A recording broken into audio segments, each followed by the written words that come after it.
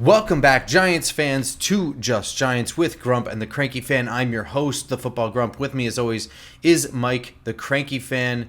This is your favorite Giants podcast. I am excited, dude. So, we had the Labor Day weekend. We're recording this on Tuesday, which means you're listening to this on Wednesday, which means that we are officially 24 hours away from the season 2025 kickoff Thursday night. And I think it's Cowboys-Eagles, isn't it? It is Cowboys-Eagles. We're getting right out of the box. We got a division rivalry game. The beginning of the end of the Cowboys will be a lot of fun. So, yeah, very excited. Yeah. How you doing, Grump? I'm doing good. We had an action-packed weekend. We went to south of the border. My first time going there. We had a blast. We were there. I was there for about straight 24 hours, I would say, right?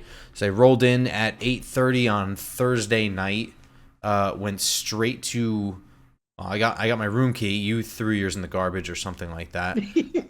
I set a record for losing a hotel key in the fastest amount of time, maybe 3 minutes. Yeah, because I think you rolled in maybe 15 minutes before me, and you met me. Yeah. And you had already checked in, lost your key, and gotten a new key by the time I got to the desk. And we had some steaks. We had some steaks, which we should always do before football kickoff. And we enjoyed the whole day at south of the border and with Bobby Skinner, and I officially was knighted as the co-host of the Giants Nation show. So it was a big weekend. It's exciting. It was. Go back to the Giants Nation YouTube channel and you can see the episodes about an hour long of us just there's Giant talk, there's talk about south of the border, just highlighting all the things we did. It was a lot of fun. One of those places where those important things from your childhood you come back to and you still enjoy it. So it was great. A great way to kick off the football weekend. I had one of my insane weekends. Drove all day Thursday, which is 600 miles. Did south of the border for 2 nights. Got up at 4 a.m. on Saturday. Drove 400 miles to Gainesville. Full tailgate. A Gator blowout against a scrub post game. And then flew home Sunday and then collapsed for 2 days. So I'm just recovering now, and we'll do it all again this weekend. We saw Oasis too. And that's right. Oh, I forgot about that. Yeah, I flew back Sunday to get in time to see Oasis at MetLife. So, again, I don't know where I get the energy from an old generation extra like myself, but I still have that extra gear when I need it. Oh yeah. Well, I mean that's where all those naps you take all year, you cash them in and then you pay it back later. So the ability to sleep on a plane, the ability to sleep at a moment's notice is very key. You guys may not feel it now, but wait till you hit your 50s. Trust me, it's invaluable. Nobody, and I mean nobody, falls asleep like you do. Well, I'm not going to say it's the company I keep, but no, I'm a master napper. Yeah, I mean, it really is incredible. I've witnessed you fall asleep mid-sentence. Yeah. And I know we exaggerate constantly on the show. That actually happened. He was in the middle of talking to me, and I was like, "Are you going to finish that thought?" And nope, he was done. He just that may happen on this on this show at some point. So stay tuned for that. But I'm excited. It's so weird how week one just feels so far away, and every single year it feels like it sneaks up on you. And I think it's just because we pay too much attention. You just hyper focus on it, and then I think also it's the same. It coincides with the same thing every year, and I don't know if everybody gets this, but that "where did the summer go" feeling. Yeah, well, because what happens is everything from football season, really from the Super Bowl until the start of preseason games, it's kind of like milestones. Okay, for us, there's Senior Bowl, then there's the lead up to the draft, then there's the draft, then there's rookie camp, then there's OTAs, then there's training camp. But once you get to that first preseason game, we're on a schedule and a routine each week. Boom, 1, 2, 3. Week prepare, week 1, week 2, week 3. And that's where it really feels like it gets fast, because you're just in this, you're on the assembly line. Like, already it's Tuesday. We're recording this on a Tuesday night. And it's already, we're done thinking about week 1 from college football, and it's already thinking about week 2. So it just it just really picks up that momentum and speed, because it's not waiting 3 weeks for this thing to happen. It's just 4 days to the next one, and then 7 days to the next one, 7 days to the next one. Yeah, I mean, and before you know it, it's December. I've already read that the Alabama head coach just isn't ready. It's been a fast weekend. A lot went on.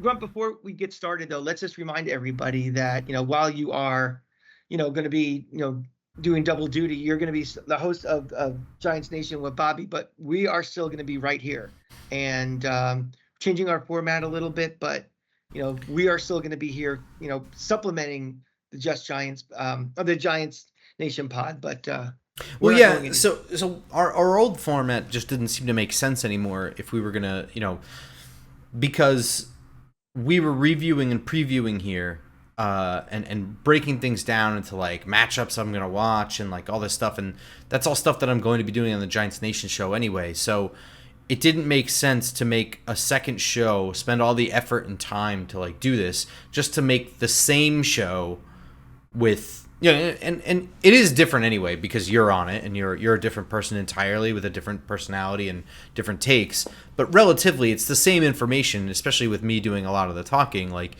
just didn't make sense. So instead, we're kind of gonna stay a little bit more on like the reaction sort of situation. So rather than previewing stuff under an absolute microscope, we're kind of going to be reacting to last week and kind of carrying that into the next matchup. Things we're concerned about with injuries and things that worked, things that didn't work, how the rest of the league is going. And we're going to keep the show just on our Tuesday mornings. Now, obviously, of course, we're doing this a day late. It's Labor Day. I was drunk yesterday. Fun fact, this is actually true. I was not screwing around.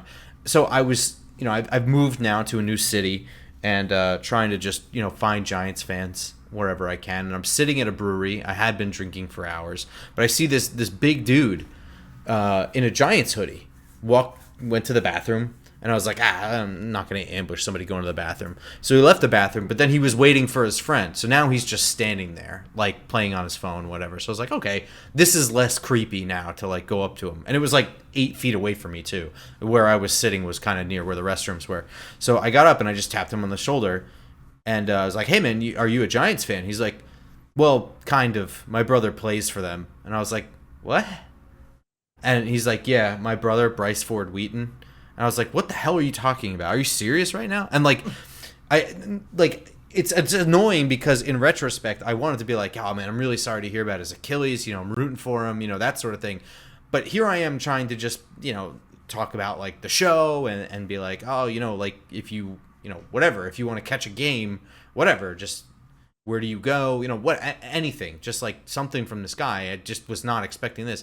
It is his brother. His brother plays for the Charlotte Miners. And now I'm also like, is this guy screwing with me because I'm clearly drunk? Like, no, that was his real name and everything. So that's pretty funny. That would be quite a persona to carry on with drunk people, of picking a random NFL player who doesn't even play in that city. But yeah, good job. Yeah, it was pretty funny. I hope I see him again, but also, I hope I see him in a more sober capacity. Whatever. Sounds but like that's cool. To be a guest on this show. So. Yeah. But that's cool. I met Julian Wheaton. Nice. Big fucking guy. So yeah. Friend of the show. Yeah. Yeah, maybe. I'm not gonna rule that out. It's funny. We'll laugh now, but you never know. Hey, might be the co-host one day. Who knows? So that's gonna be the way the show's gonna go. So it'll just be our regular Tuesdays. We'll recap, the game in our fine detail and just kind of preview in less detail. And that's I'm perfectly okay with that because Bobby is like a surgeon with that level of analysis, and he's going to bring my A game up. So there's just really no need to rehash that sort of stuff. And I'm going to maintain my C plus games right here, so I'm not going anywhere. No, I mean, hey, your reaction game I think is unparalleled. I wouldn't be doing the show with anybody else. So, anything else happened this weekend? Anything about that Gator blowout? Anything fun? Well, just being there is fun. I mean, we were playing Long Island U, which is probably in my 35 years of going to Gator games, it might have been the worst team I've ever seen come into the swamp.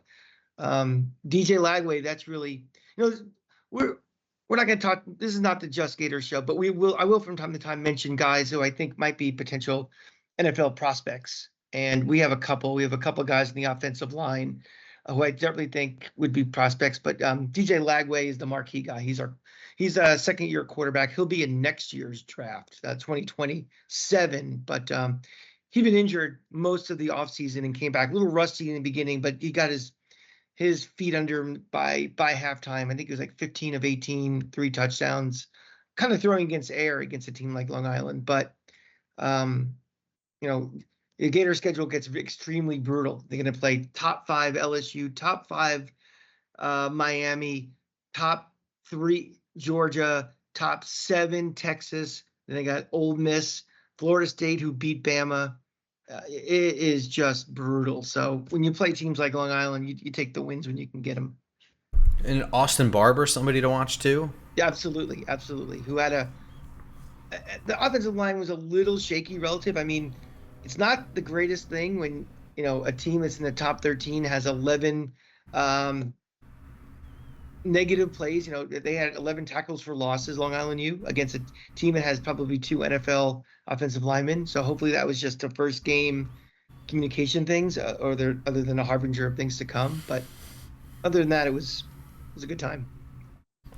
So a bunch of stuff happened since our last episode. The 53-man roster has been put together, has been put out, and just this morning they released the first unofficial depth chart. So I kind of wanted to know what you were thinking when you saw it, and if there's anything about the roster construction that surprised you, made you mad, or made you happy. I know your prediction was absolutely shot to shit. Well, I was going down. I took a bit of a long shot. I was thinking, I was going down a narrative that because the general manager, the head coach, the coaching staff got a reprieve and almost, not only a stay of execution, but in my mind, they got, kind of longer than that to be with this team, that they were going to make decisions with more of a long view than we got to win now. So everything I predicted of guys that I thought would get cut, that might be high profile guys that may not be, more so than just best chance to win, none of those picks worked for me. None of my predictions happened. So I took a shot on a theory, and the theory was wrong. So my predictions were awful, and I'll take that. What did you think of who made the team, who didn't make the team? Did anything surprise you, jump out at you? Nothing of a major surprise. I'm looking at the 53 right now, and a couple of things that kind of stood out for me. This is a team that's clearly in a rebuild, right? Where this team won how many games last year? We won 4 games or whatever. 3. I'm looking at the depth chart that was released. We don't have one rookie starting on offense or defense. That seems to be pretty unusual for a team that is rebuilding. Obviously guys like Abdul Carter are going to play a lot, but Bo Collins, he's the backup wide receiver, but we don't have any. There's no rookies starting. I thought that was kind of interesting, and obviously we're going to talk about the quarterback situation. Jackson Dart being named the number 2 quarterback. I don't know if that is necessarily set in stone for every scenario that could possibly happen. Agreed. For a backup quarterback to play. I mean, I think that's if it's a situation where Russell Wilson, his helmet comes off, or you have to check him for a concussion for a few plays. is it really going to be Jackson Dart who's going to run out there, or is it going to be Jameis to come in just to hold out for a couple plays, as opposed to, well, Russell's out for 4 weeks. What are we going to do? So I don't necessarily know if that is, that he is the backup quarterback and that's that. I think it's symbolic more than anything. I think that's an acknowledgement that Dart did very well this offseason in their preparation plan, which I thought for him was fantastic. But seeing Winston come out for specific situations will not surprise me at all. And probably in some of those situations would probably be better off if this team is still trying to win and still in a playoff hunt. So a couple things in there. It is actually, I didn't really consider this, but it is interesting that the Giants do not have a single rookie starting anywhere, especially when you consider they had 2 first-round picks. Jackson Dart, we understood was somebody that was not going to be forced to start right away. But Abdul Carter, the 3rd pick in the draft is not really starting. That is somewhat significant and somewhat interesting. And I think that, that speaks to their upgrading a position that was not in dire straits. This is They've finally rebuilt. It's possible, that they finally rebuilt the roster to be in a spot where they're upgrading things and they're not absolutely filling holes, right? So you've got Brian Burns on that edge rusher position. Kayvon Thibodeau they have marked as the defensive end, and I think he'll be more hand in the dirt. And Abdul Carter is just going to be a pure pass rusher being put in pure pass rush situations to start. I think eventually he'll get himself into more of an every down role. But right now, week 1, that's not the plan with him, and it doesn't really need to be the plan with him. And I think it just kind of goes along with my thought of the overall 53-man roster is that the starting 22 on this team is not terrible. This is not a 4-win starting 22. The problem with this team, and the problem this team has had over the past couple of years, is depth. Obviously they've had problems. The quarterback position has really held them back from having a real offense. But as soon as guys start getting hurt, as soon as Andrew Thomas gets hurt, the whole offensive line suffers. There's no backfill really for it. And I think, the fact that no rookies are starting kind of aligns with that. That the starting 11 on offense, on defense is not bad. Not there's no gaping holes where a rookie can come right in and start. Never mind even the first round picks. A 3rd round pick comes in, all of a sudden, he's wide receiver 2 or something, or a safety or whatever. It's we gotta, and we're gonna talk about concerns later. One of the big ones is depth on this team, and that's where these rookies are going to help out for right now. Jackson Dart being named quarterback 2, I think, is at least somewhat earned, right? I know we've gone over enough, what we think and protecting Jackson Dart and, thinking of the future more than thinking of 2025 and all that stuff. And I believe in it wholeheartedly. But I also think even if Brian Daboll is going to, or Mike Kafka or whomever, is going to cater an offense around the things that he does best, it's not as if he wasn't challenged. They did do different things to challenge him. It's not like they're not asking him to advance as a quarterback to be an NFL quarterback right away and just handle concepts that he wasn't familiar with coming into it, and just taking a mental leap in addition to the speed leap that every quarterback has to take. But he was put on his toes. You know what I mean? He was given situations where he was just going to have to act quickly and just be ready. Some situations that come to mind right away is making him go in for one play randomly during a Russell Wilson drive. Get ready, be ready. Goes in there, make a play happen. Just being on your toes. The other thing is just fucking with the communications in his helmet.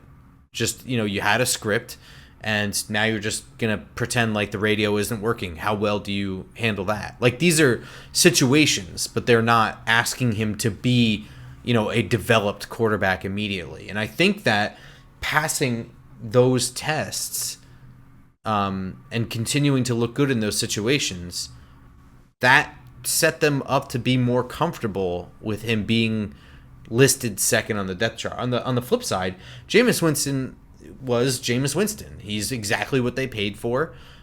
He had his moments where he, came right in, saw one-on-one coverage for Jalen Hyatt, threw to the end zone, scored a touchdown, walked in, threw one pass, threw a touchdown, Jameis Winston style.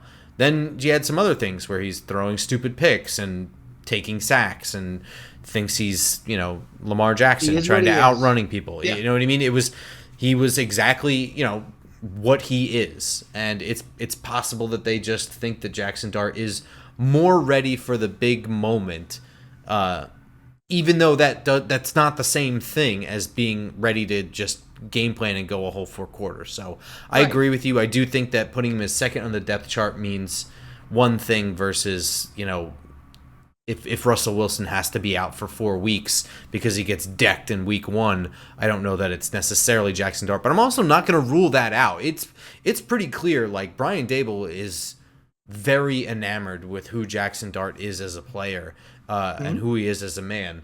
He really likes what he sees. So him playing earlier than I thought is absolutely on the table. Another theory I had, too, was something that you had said.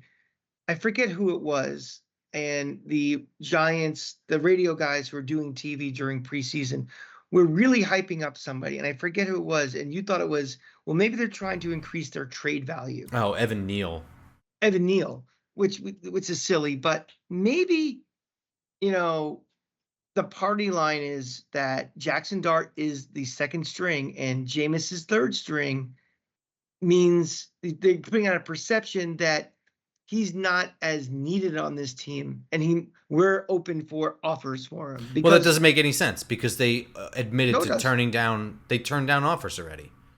Right, but as the season, season goes, and more teams have a need for a backup quarterback or somebody to come in and play. Yeah, no, that's true. Yeah, if they're kind of dangling that out there for closer to the trade deadline or something like that. But again, sure, I think that's less likely. Not that Evan Neal being traded was very likely. It was just confusing. Mm-hmm.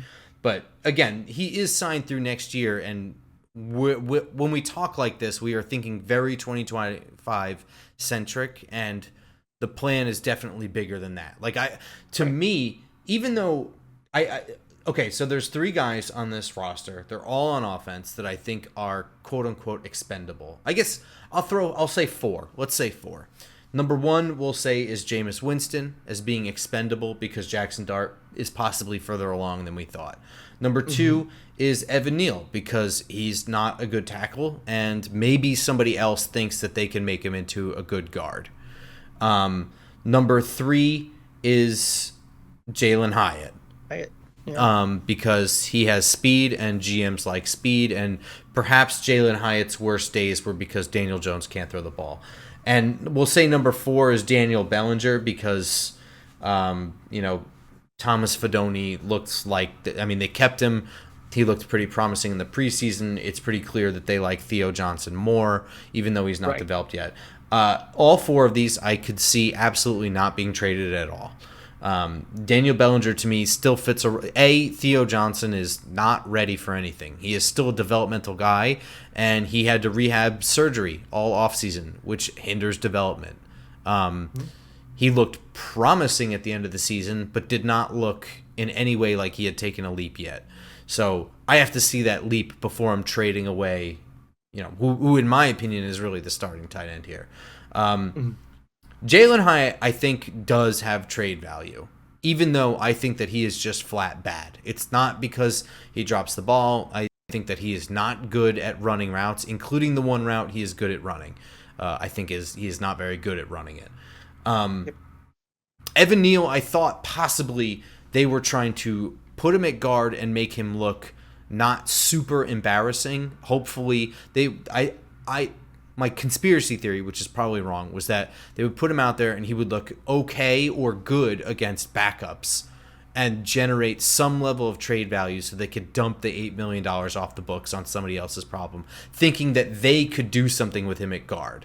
I think that the plan, in this conspiracy theory that's probably not true, is that plan fell to shit when he didn't look good against second and third stringers. And then on the Thursday night broadcast, Kirk Herbstreit just said it straight up. They had a whole lowlight reel of him getting burned by backups, and that kills any level of trade value there. I'm mad because they got phone calls about Jalen Hyatt and they let that one go. And to me, right now, when I look at this 53-man roster, there are two guys that I find as dead weight, and it's Evan Neal and Jalen Hyatt. Because I'm a little through waiting for Jalen Hyatt to develop. Evan Neal failing at tackle is something that sort of happened.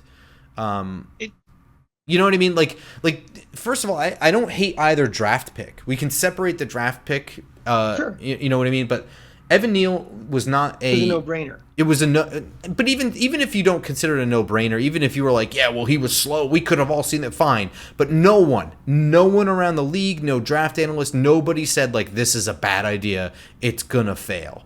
There were people that liked other tackles more than him, fine, but no one thought it was a stupid draft pick at the time. The fact that he didn't pan out, I think, is at least somewhat Evan Neal's fault. At least a little bit. Jalen Hyatt was a third-round draft pick. Third-round draft picks sometimes just don't pan out. That's just the draft, in my opinion. He was a guy that needed to develop more. You know, he had raw traits, and that's usually what happens with a third-round pick. You're getting a guy either that was undervalued because he doesn't have the right traits, like he's not tall enough or his arms aren't long enough, or he has only traits and doesn't have experience or doesn't have, you know, this thing that you think you need to be an NFL player, and you take a little bit of a gamble. So Jalen Hyatt's failure to develop and Evan Neal's failure to develop, I don't think is really the fault of the Giants that much. Maybe Neal a little bit, but not really. I think it's a little bit of the fault of the Giants that Jalen Hyatt is still here because the fact that he's still here, yes. Look at the depth chart for wide receivers, and it's just like, well, if they just were to trade him or cut him or whatever, you know, we already have one guy who's really a special teams guy, is a backup wide receiver.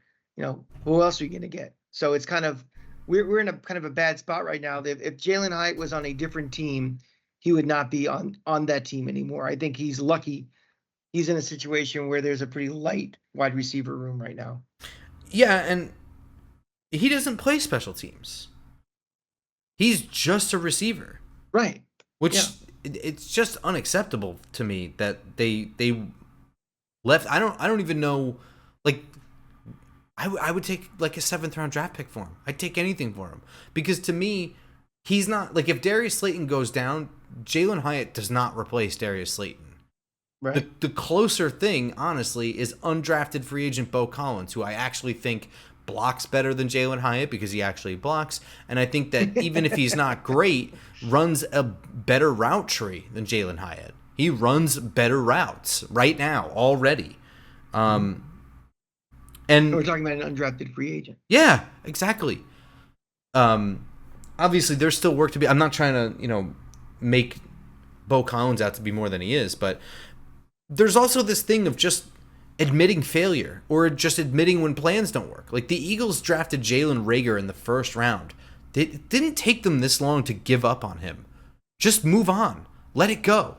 Yeah. I don't even care if you get egg on your face because some other team makes him into, like, do you really think Jalen Hyatt becomes an all-star somewhere else, or do you think that maybe he goes to the right team and he has, you know, 4 games where he has like 80 plus yards and a touchdown? Well, also the Eagles front office has a lot more capital than we do, you know. But in 2020, did they? A lot more capital in 2020? Yeah, not really, I guess. Yeah, I see your point. I don't know. It was just an example. Jalen Reagor was a draft bust. It happens. Whatever. Right. But they cut bait. No, I mean to move on from him, though. I'm talking about like later on. Well, like they have more capital to say, all right, we're moving on. Didn't work. You know, look at our track record. It was only 2021. I think he only played 2 seasons with the Eagles. So the off season of 21 into 22. Yeah, I mean, they were a playoff team, weren't they, around then still? Yeah, but I mean, I don't think that they had this track record of just being killers yet. I think it was still early for that. But I mean, I don't know. It was the first name that came to mind as a draft bust that Yeah, somebody I get cut your bait on point. early. I get your Um, point. and I'm just annoyed that came out that they turned down trade offers for him because I don't know. That's my big gripe with this 53-man roster. The Evan Neal thing, I understand at least the fact that they're stuck to an $8 million salary. I get that. That makes sense. Mhm. Um, I don't know. Any other thoughts on the 50? Oh, Deontay Banks, Cordell Flott, not listed as cornerback 2. They're slashed. Is this an issue because of health, or is it just they just haven't decided yet? I think it's both, right? Mhm. I think so too. I think that I think they know that Deontay Banks is the better all around corner. Um, but he still didn't step up to the plate. Flott still did things a little bit better. I Um, I think Banks is a guy who always has to have a fire under his ass, and I think if he sees on paper, I haven't earned it yet, that might be extra motivation that he. Let's face it, some guys need extra motivation, and he's going to be one of those guys throughout his career is going to constantly need to be pushed. And maybe it's just again, it might be mind games within that locker room for him. sure. Anything else jump out at you? Uh, no, I think we even said this, as we were going through our preview that you know there weren't going to be many surprises. I think, especially up top. Some of the ones we were kind of surprised were kind of which with what receiver wasn't going to make it or something. So I'm not overly surprised by much on here. Are you? No, I mean the most surprising thing. I don't want to spend too much time on it, but the most surprising thing was them moving on from Elijah Chapman. But Yeah, that's not because it's like a baffling move. It's just it's one of those things where it felt like he was a guy that they really liked who he was. They liked his work ethic. They liked his character, and it felt like they were really trying to get him on the team by having him play a little bit at fullback, and he didn't really look all that bad there either. I, But at the end of the day, he's back on the practice squad, so it doesn't really matter. But it was a little shocking, and it was one of the earlier cuts. This wasn't like the last guy to get them to 53. right. We figured they'd pick up a safety off the cut down list, and they did. Yep. So that wasn't much of a surprise. Um, no, I think again, for a team that's in a rebuild and kind of had a bad record last year, we didn't have massive roster turnaround or, churn than I think a lot of teams do in our position. So it feels to me like a team that's getting kind of close, but maybe now with a stable quarterback and some stability with the coaching staff, that knowing that they're not on a super hot seat, maybe you know we are ready to make that jump from a 4-win team to something more. Um, I think it's time we talk about Andrew Thomas. Um, it looks like Andrew Thomas is at the point of his career where he is not going to rush himself out of an injury, even at the Giants' behest. Mm-hmm. He has had multiple lower leg injuries throughout his career. He's finished games where he got hurt on the first drive. Was that 2022, 23? I'm sorry, Mm-hmm. 2023. Mm-hmm. Got hurt on the first drive. Finished that whole game. And even though the Giants have been saying all along they expect him ready for week 1, he is not committed to that. This is a big week for him. So the Giants practice schedule this week because of the holiday and whatever. They're Wednesday, Thursday, Friday. So you guys are listening to this, maybe this is already old news, if practice started early or whatever, but he's only participated in individual drills so far. He has not done any team drill stuff. I guess my question for you is, I guess it's like a 3-part question, right? A, do you think that he will play? B, do you think he should play, even if he starts practice this week? And C, how concerned are you about Andrew Thomas's injury? Do I think he will play? The answer to that I think is no. I mean, we expect him to play. We hope that sounds like coach speak, but if there's nothing around it to give me evidence to support we think he should play, means he's probably not. Um, Should he play? I think, again, I'm going to stick with my theory. I'm going to die on this hill that this coaching staff feels emboldened and empowered that they're not on hot seats. So they don't have to make any decisions to kind of rush him back to try to, like, it's these first couple of games are not must wins to save people's necks.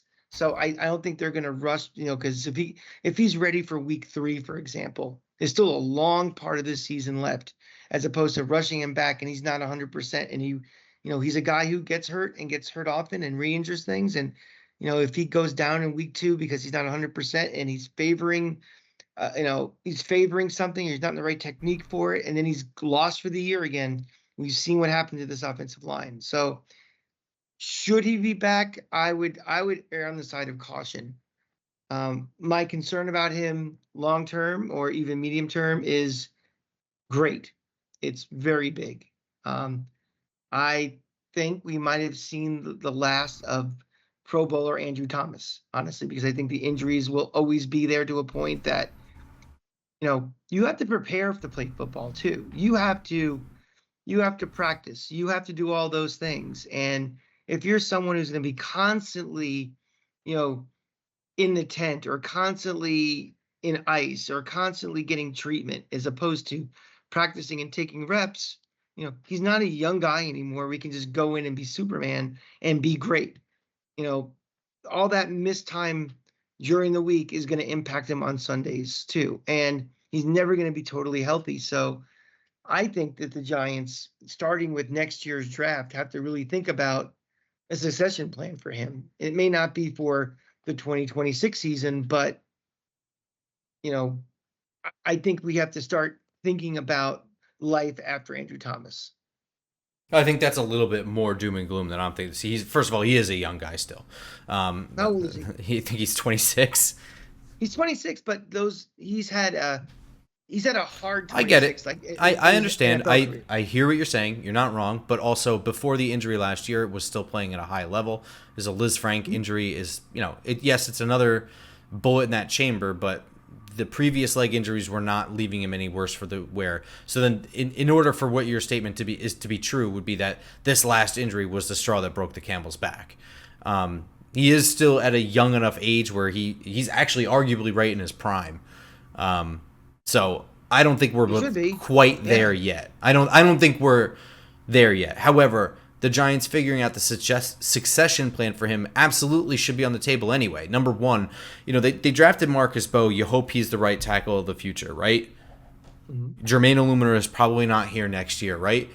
Right. He's looking for a big payday. He's probably not going to be able to get it here, and he should do. You know what I mean? He should go get his money. That's fine. It's no hard feelings. If he can get it, go get it. But I mean, that just leaves him in the same spot. If Marcus Bowe takes that position, who is the swing tackle? You need one. So they should be doing that anyway. And you should. The draft doesn't work this way, where you take positions instead of people. You take what you can take, and whatever. But I would prefer that person be in the first or second round and actually be in a situation where you're not taking somebody where he's just always going to be the third best tackle on the team. You want someone that's possibly going to develop into the best or second best. And that's what they should be doing anyway. And the reason for that is because even though you want Andrew Thomas here long term, at this point you can count on him getting hurt. It just seems to be what's going to happen. So, some guys are just like that. I don't think that the last of Pro Bowler Andrew Thomas is there. Maybe all pro. Yeah, that's probably not going to happen anymore. But I think Andrew Thomas, the player, is probably still good. And I think actually him protecting himself and coming back from this injury at his own pace is what keeps him there, as opposed to rushing himself back for this one. I also don't think he's going to play week 1, but I do think that he'll play week 2. I know people think that we're not going to see him for 3 weeks. Certainly possible, but I think that he's probably ready to practice. My bigger thing is that if he practices this week, should he play week 1? And my answer might be no. I mean, at this point, he has not done enough with the other 4 guys to just, and he's good enough for sure, but it's the offensive line is one cohesive unit. And have you ever broken? You've never broken a bone, have you? I once in college, as a former high school baseball player, I broke my wrist playing softball in Perfect. softball class in college. Perfect example. So you were in a cast for about 6 weeks then, right? Yeah. Okay, so then you know exactly what it's like. You take that cast off, and it's the atrophy, even just from 6 weeks of immobilization. It's the closest thing ever. Your arm is visibly thinner than the other arm. It's obviously paler, but like your ability to squeeze, like even you were playing baseball, it doesn't really matter if it's your left or right hand, because if it's your left hand in the glove, just squeezing the glove doesn't feel right. It feels like you have no strength. And if you're squeezing the ball with your throwing hand, like you can't really grip it. So it's disgusting. That's the best way I can describe having one member of your offensive line, like 95% of your body is in tip-top shape, but one very important part is rusty, and Sure. it's crazy how quickly that arm comes back. It's only about 2 weeks, and you're like, it's like, I had broken my wrist. I'm good now. At least the good thing is, though, we have cohesion from the offensive line from last year. It's not like all of a sudden we have a new left guard and a new center. I mean, he's been playing on that left side with those guys. Well, since last year, but that's since last year, but it's something. It's not like I got to learn some of the nuances of my guard next to me, which I haven't had before. So let's talk a little bit. Commanders, week 1, Sunday. It's in DC, so you're not going to the game. Do you know are you just watching at home? Yeah, we have a family party, but I've been assured one of the TVs will be on the Giant game the whole time. So a nice big screen TV. I have to say, Washington fans had, I get it. You have a transcendent quarterback that you feel comfortable with for a long period of time, and you would agree with that, right? Jaden Daniels is good enough that they're going to have him for a while and be pretty competitive while they have him. If I had a draft of NFC East quarterbacks right now, he would be number 1. Okay, yeah, I think I would agree with that. Lippy fan base all of a sudden. Yeah, I know. I'd say act like you've been there, but most of those kids haven't been. So no, and I'll let them have this one for now, but they still aren't even the best team in the division, so they need to calm down just a little bit. Yeah. Talk to me about Sunday a little bit here. Talk to me about this matchup. Talk to me about what you're feeling, and I want to know, outside of Andrew Thomas, I want to know what your biggest concern is going into this game. Well, I've been pretty vocal since we did pencils and pens that I thought we were going to come in there, we were going to steal week 1, and I still feel that way. I think Washington, for all they did last year, was a little bit of a paper success story.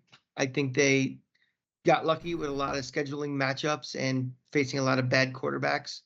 Quite honestly, they should have lost the first time they played us. If we had proper roster management, we would have had a kicker and we would have won that game most likely. My biggest concern going into this game is still going to be, it's not Andrew Thomas. It's the fact that I need to be proven that we can stop the run and stop the run consistently. And Washington can run the ball. They can run the ball. They got a quarterback who can run the ball. And that worries me about this. It's worried me about this team going into the season altogether, but I think this is a matchup where we could be exploited and they can run a lot for it. However, their defense sucks. And I think this is Russell Wilson, this is your opportunity. I mean, he's, for all the talk about Jackson Dart and Jameis Winston and, Malik Neighbors and Jalen Hyatt and the offensive line, we're kind of forgetting a little bit about Russell Wilson. And, this is the healthiest Russell Wilson's going to be all year. I have a feeling he's going to have, it's hard to have a breakout game when you're 37 or whatever, and you won a Super Bowl and all the things you've done. But I think this is one of those, oh yeah, I'm still Russell Wilson. I think he's going to have a pretty good level of success. We haven't seen in preseason him really open up the playbook and really do all the things that this offense wants to do. Dart and Wilson have played a lot in this preseason. And I think he's going to go out there. I think he's going to do pretty well. I think, exploit the Washington defense. And I think we're going to come out of there with a 27-24 win. Dang. All right. Um, And it's going to be, and Russell Wilson gets the game ball for it. The reason being. so you don't have any worries about like Von Miller without Andrew Thomas? I mean, not no worries, but Von Miller terrorizing the offensive line without your starting left tackle. I'm obviously gonna have concerns about it, but I think we're going to adjust to it. I think we're game planning. My gut is we're game planning for there is no Andrew Thomas, or even if Andrew Thomas is playing, not 100% Andrew Thomas. So I think you're going to see a lot of, quick get the ball out of Russell Wilson's hands quickly, running the ball more, going away from him and stuff. So to minimize the potential effect of him, going crazy on that left side. I think I have two separate concerns about this matchup. Number one, I'm a little afraid that they're going to misuse Abdul Carter, in my opinion, misuse Abdul Carter and use him as a spy on Jaden Daniels. Instead of just letting him pin his ears back and go balls to the wall at him and bring the pass rush to him, have him sit back on his heels and like mirror Jaden Daniels. You know what I mean? I think I feel like that takes the teeth out of the dog a little bit there, and I just have this sinking feeling that they're going to do that with him instead of just let him be him, and that concerns me a little bit. I'm thinking a little the opposite. I'm thinking that it's his first NFL game. Let's tighten up his playbook a little bit. Go after that son of a bitch. Well, I hope so. That's what they should be doing. That's what I think they're going to do. Okay. Well, then you've assuaged my concerns there. My other concern is Brian Dable stinks at going against Dan Quinn. Just flat out isn't good at it. Even, whatever, you can say whatever about last year and, should have won that game. It's like, the fact is that was like Jaden Daniels' second NFL game. You know what I mean? You have a distinct advantage there in that you have a guy who has his own concerns coming out of college and going to the NFL game and only having played 4 quarters of NFL football before you get to face him. Like there's an advantage there where you can screw around with him and he did make some silly decisions in that game. They did get after him a little bit in that game. Overtrusted his speed and athleticism against NFL talent because it's not college anymore. So I think that is a little what I want to say, a little bit of a mirage, like the level of success that we had in week 2. I do still feel like this is a game that they can sneak out a win. That Washington is relying on a lot of old talent right now to bridge the gap while they rebuild a very, very broken franchise. They have a lot of stuff that I am envious of, right? Like Jaden Daniels is a game changer at quarterback. Terry McLaurin is excellent. They have a nice, number 2 punch there with Deebo Samuel. But like Austin Eckler is kind of old. Like Laramie Tunsil at left tackle, I mean I'm envious of that. But like Austin Eckler is old. Zach Ertz kind of old. On defense, Dorrance Armstrong, Dante Fowler, Von Miller, Bobby Wagner, these guys are all old. Yeah. I mean, that's kind of like to answer your question before about being worried about Von Miller. It's like, yeah, but we're not talking peak Von Miller, the peak of his career either. We're talking a little bit on the backside. Yeah, I said Dante Fowler. I didn't mean to. He's on the Cowboys still. But yeah, just in general, even like Daron Payne getting old. Like this is an aging team that they are trying to, they're all guys that Dan Quinn is comfortable with, and that he likes, and they were very great players where at their advanced age they still have stuff in the tank, and it's week 1, so they should be at their tip-top shape for 2025. But in general, this is not like a loaded, stacked team of players in their prime. Here's a $1 million question for Washington. Are they going to make the same mistakes that the Giants did, after our playoff year of having a little bit of hubris about, we're on the right track right now, because they overachieved last year, but I don't think this is the roster they think is going to, take them into the rest of the decade. It's a little bit comparable, right? Because the Giants made their big trade for Darren Waller. They traded for Deebo Samuel. For, right? Or did they just sign a free agent? I believe they traded for him. I feel like they traded for him. So, I mean, there's something there. I mean, what do you think of Deebo Samuel in general? You think he's like somewhat overrated? Do you think he's a little bit of a product of San Francisco? I watched a lot of San Francisco games watching with Cranky wife. I mean, he is the 49ers had so many weapons that you didn't have to be fantastic to be very effective. He's solid. I mean, he's 29. He's again, but that's not someone you're building with for the next 5-6 years. Okay. Yeah, I mean, he's certainly less of a risk than Darren Waller. I mean, sure. But for what it's worth, the Darren Waller thing failed because he didn't stay here. He ended up getting hurt that season. But mostly he was a failure because that season did not go well in general. There were points in the season where he had, I think the most receiving yards among tight ends. So it's not like he was doing exceptionally poorly for what they wanted from him. He was pretty much doing what they wanted. Mm-hmm. He was traded for a 5th-round pick. Okay, yeah. So, they made their trade for their splash move. It's a little bit comparable, but I think that they're a little bit more steady with what they're doing because it's a little different, right? Like they have their quarterback, they have their guy. Oh yeah, you're building complementary parts around him. Where with the Giants, our quarterback is our identity. We were trying to figure out our identity. Right. I think I'm going to stick with the prediction that the Giants are going to sneak out this win, but I'm feeling less. At no point did I really feel like Andrew Thomas was going to miss this game anytime we've ever talked about it in the past. Mm-hmm. You feel the same way? Say that again. You never felt he was going to miss it, and now you're thinking now he's going to miss it. Every other time we've talked about this game, I did not at any point think that Andrew Thomas was going to miss the game. Now this is the first time that we're talking about it, and how's it going to go? Are they going to win? This is the first time where it's yeah, I think he's going to miss the game. It's been a sliding scale for me. As we got into training camp, we got to game 1, game 2, game 3. It was he's not missing it. Well, he might possibly. But we haven't talked about this particular game at any of those points. I was just kind of talking about when the season starts. Yeah. Which is the same, but yeah. It's so one of those things where you're right. I kind of assumed he'd be ready. They were just being overly cautious. He just isn't ready yet. So. Yeah, and it's interesting because it didn't feel like we were getting mixed signals. It was just this veiled, he did some stuff. We're not going to push him, but we expect him to be ready week 1. And it wasn't until Andrew Thomas finally spoke on his own, just last week, where he was just yeah, I'm not going to push myself. I didn't feel ready, so I didn't do anything. And oh, okay. Yeah, exactly. Recalibrate. Let's go. And again, that's not. That's fine with me, him doing what's right by him, but yeah. Any other final thoughts on this game? Anything you want to talk about specific to this game that you haven't already brought up?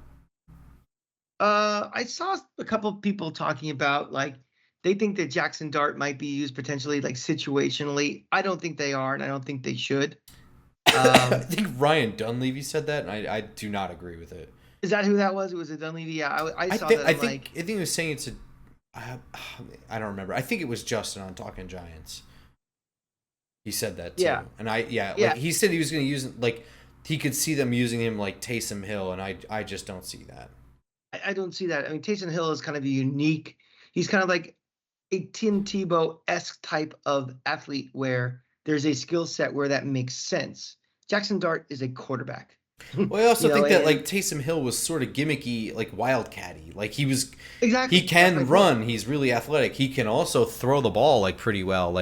Who knows? Or maybe he'll just rotate right back into a tight end position before the snap, and this other weird thing is going to happen. It was very much I agree. You're throwing an X factor in of something that gives you something other than just another quarterback coming in. Just to have him come out for 1 or 2 plays just for change of pace. This isn't college. This isn't high school. This is the NFL. Yeah. And I don't think they're going to do that. I just also think it's not good for him development. So here's the other thing. Even if Ryan Dunleavy is right and they do that, I think it's a bad idea. I actually think that was the worst part of both Tim Tebow and Mark Sanchez's career was when Rex Ryan was doing that with them, where it was you'd have 4 great plays from Mark Sanchez. They go in the red zone, and then he'd pull them out and put Tim Tebow in. And now Tebow's coming in cold, And, depending on how the one play went, he might get a second play or a third play, and Mark Sanchez doesn't get rewarded for getting them to the red zone. Like, it just didn't – it fucked everybody's confidence up. It ruined the flow of the game. I just don't agree with it. So when Tebow was a freshman at UF and we had Chris Leak as a quarterback, they do the same thing. The only difference was he was such a physical mismatch for college, even in the SEC, that he was highly successful. When you're doing that in the NFL – you're going against some big, strong, fast kids, and that's not going to work. So I just think if you're a quarterback, you're a quarterback. He's not this freak athlete who does a unique thing that's unstoppable. He's not the human tush push. He's not a slash. He's not any of those type of guys. He's you have Russell Wilson. He's your starting quarterback. You play your quarterback. I'm old school that way. No, I agree with you.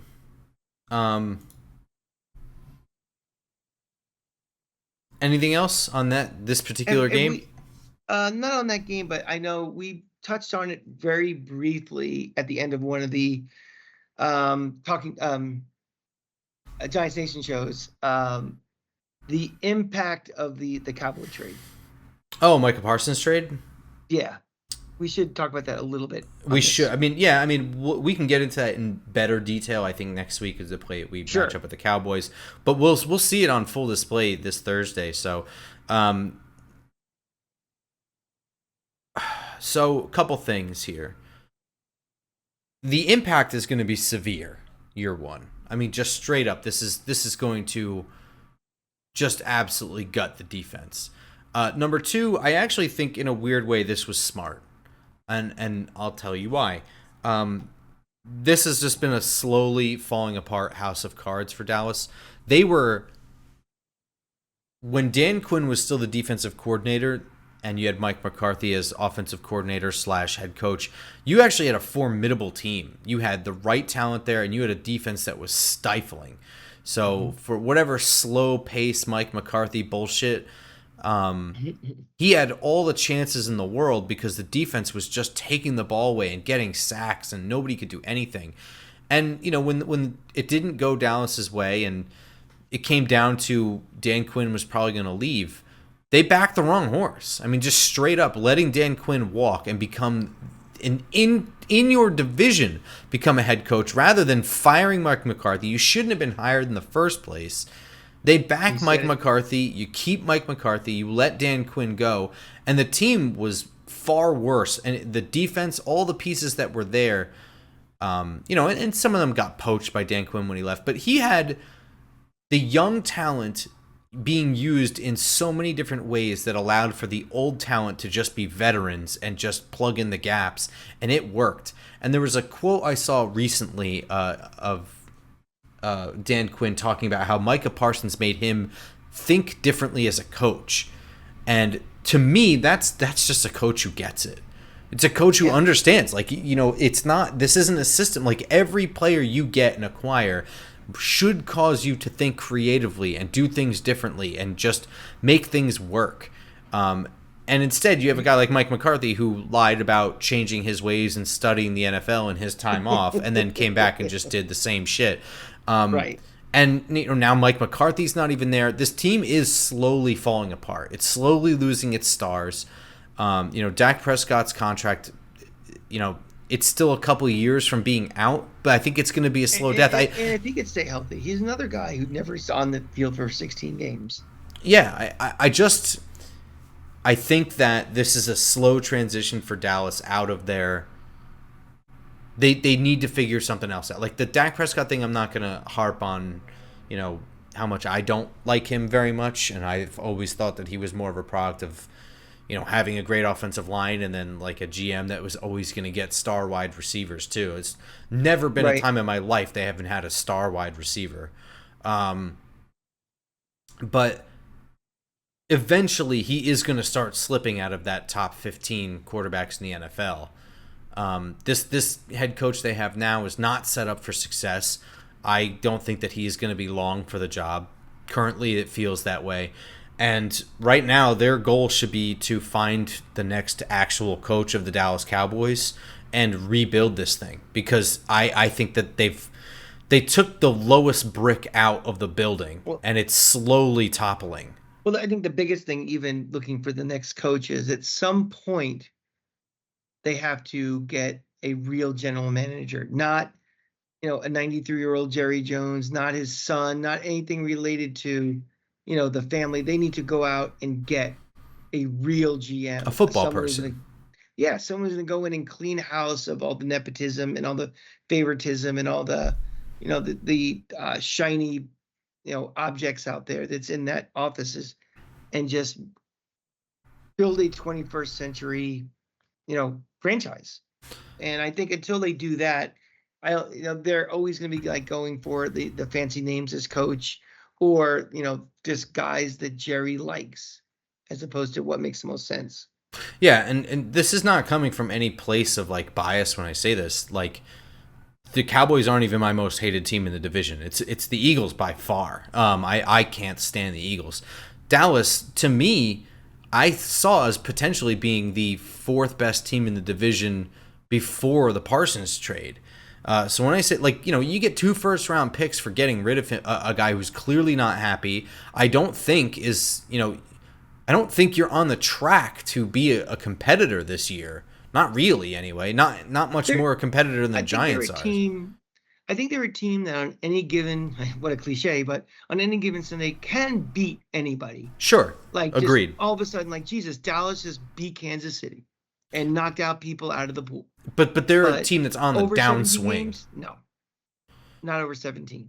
So if you have this guy who's unhappy with his contract status, he wants to be paid the highest ever for a non-quarterback. Getting 2 first-round picks for him and acknowledging that maybe we are rebuilding. And again, I'm assuming that that they are that self-aware. Yeah. But it may not be the worst thing for them long term, but for this year, it's hard to see Dallas being in the hunt this year. Yeah. Yeah. So you mentioned about how the Cowboys might be the fourth best team. So I guess now is a good time to at least give my official prediction for this season for the Giants record. Yeah, let's hear it. If you yeah, can now, so- you can update it based on everything we know. Yeah. So when we do, let me just kind of couch this by saying, when we do pencils and pens throughout the summer, our criteria is different than an actual prediction for the season. We do pencils and pens each week, and each week is kind of assuming, no injuries, to the team we're playing, just kind of how we have a vibe of how the season's going. Like, we're coming after this. I think we're going to win this because of this. That's different than how I think the season, looking at it, like, now I know what the 53-man roster is. Now I know who the starting quarterback is going to be. Now I know, how things are kind of lining up now I know that there's no Micah Parsons with the Cowboys. I think this team, the longer this team can stay healthy and the longer that Russell Wilson is effective, those are the 2 biggest things for me on this team. I alluded to it before. I think the starting 22 on this team is not terrible. It's not in that lower quadrant of the league of there's no talent here. There are green shoots of really good talent. There's replacement level, but I don't think that's like expansion league or first pick in the draft level talent on the starters. The problem is going to be, if Andrew Thomas has to miss 6 weeks or out even longer, or, Dexter Lawrence is out for an extended period of time, what happens then? I think, I'm adjusting up slightly my prediction. I think this team is going to go 7-10, but I think it's not going to be the drudgery we saw in the last couple of years. I think they're going to be competitive, but I think at the end, as we get into like later in the season, I think the thinness of this roster is going to start taking effect. But I'm not going to be discouraged by the 7-10 because I know Jackson Dart is knocking on the doorstep to starting the year after. But I think that's kind of where we're going to lie about. I'm gonna amend mine to be 8-9, possibly Okay. 9-8. I think that there are some flippy situations that I think are interesting, and some of this is based on injuries that happened since then. Like Rashawn Slater getting hurt for the Chargers is a big deal. Mhm. There are just some situations. I can't in all good faith really have any idea what Minnesota is going to look like right now. And that's one that I don't know which way to put that. I can see a win because JJ McCarthy just isn't it. I could see a loss because Kevin O'Connell is just really good at And figuring JJ stuff McCarthy out. might be rookie of the year. Who knows? Yeah. Um, but yeah, I can see this being an 8 or 9 win team. I think that, like always, we look at the schedule too early and say that this is an impossible schedule, and we don't know shit yet. I also think that, I I wonder about Detroit without Ben Johnson. I really, really wonder. Like at a certain point, I don't see Jared Goff being this top 15 quarterback for a very long time.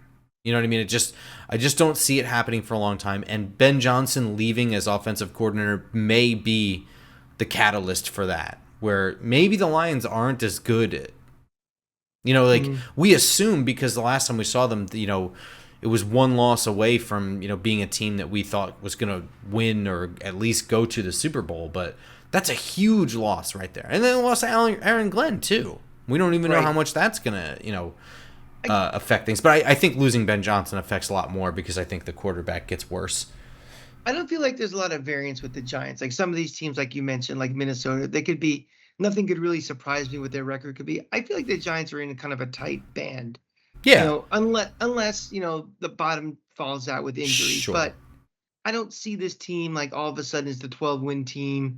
I and that's okay, I guess. I mean, they are what they kind of are, but the expectation is we're going to keep building this roster as we go. We'll have a quarterback who's going to have a higher ceiling going forward, which is going to have an impact. But I think what you kind of see is what you get with this team right now, and I think we kind of expect in that 7, 8, could be 9. I mean, that's not a big band. Like the No, yeah. odds of 11 wins are very unlikely, and also 3 wins, accepting of major injuries, is very unlikely too with this team. I think the biggest thing with the Giants is the health of the wide receivers. Because if they don't figure out, and again, the NFL is different now than it was like 5-6 years ago. Like this 53 really didn't change much from week 1 to week like 10 or 11. You know what I mean? Mhm. Barring Mhm. injuries. This was the team, you know. Now they kind of do some roster gymnastics even into like, week 2 where they're really Right. still setting some stuff up. So, um if there's another wide receiver that comes in and I feel more comfortable about Darius Slayton missing some time or Malik Neighbors missing some time and someone stepping up, like I know it's cliche to be like a former Giant, but like Isaiah Hodgins is better than Jalen Hyatt right now. Mhm. He Mhm. offers more. I am more comfortable with him coming in and being wide receiver, 4. I am. It just there are guys out there that I I feel you. think, yeah, and that move could still happen and just hasn't happened Mhm. yet. But right Mhm. now, if Darius Slayton has to miss 2 weeks, they are a weak wide receiver. That like the blood is in the water for defenses, and Sure. it changes everything.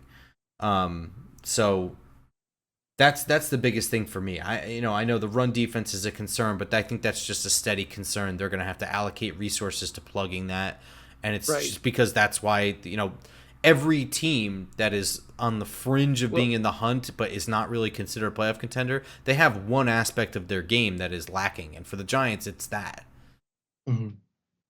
That just is. And That's not going to get better. it's a potential house of cards because again, if the one wide receiver goes down, Andrew Thomas is going to linger on till weeks 3 and 4 before he plays, and Hmm. at least you could stack the box against this running game, and all of a sudden then you're getting back into that danger zone of last year. I don't think we're going to follow that because again, I think the the quarterback room is so significantly elevated with all 3 of these guys compared to what we had last year that I don't think it's going to be we're going to kneel on third down type of situations, but everything around Russell Wilson could fall apart really quickly. It could be a real domino effect. Absolutely. Hopefully that's not the case this year. All right, man. That's it for this episode. So, how excited are you? Week 1, right around the corner. It's happening. I'm very excited. I am not the overall optimism for the year, but I'm excited to have this season play out and see what happens. I'm excited that I know I have a Christmas present that I can't unwrap just yet in Jackson Dart. But that just makes me more excited for when it is Christmas. I can open it. I think Russell Wilson, like I said, it gives me hope that an offense I can be sort of entertained by this team, because it's been very entertaining football last couple of years.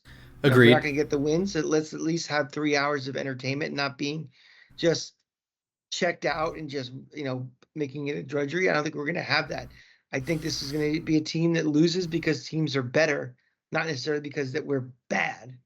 I think there's a difference between the two. Oh, absolutely. So if that's the case, so be it. But I think this year will be more entertained, and we will watch better football. And we have hope with a quarterback down the line. All right, guys. So we will see you guys. Remember, I will be on Giants Nation show Friday morning with my co-host Bobby Skinner, going over the matchup in depth. We'll have some more injury news on Andrew Thomas, possibly a clearer picture as to what this matchup's going to look like. And I will see you guys back here with Cranky Fan Tuesday morning at our usual places on iTunes, SoundCloud, Spotify, and of course YouTube. So until then, go Giants. Go Giants.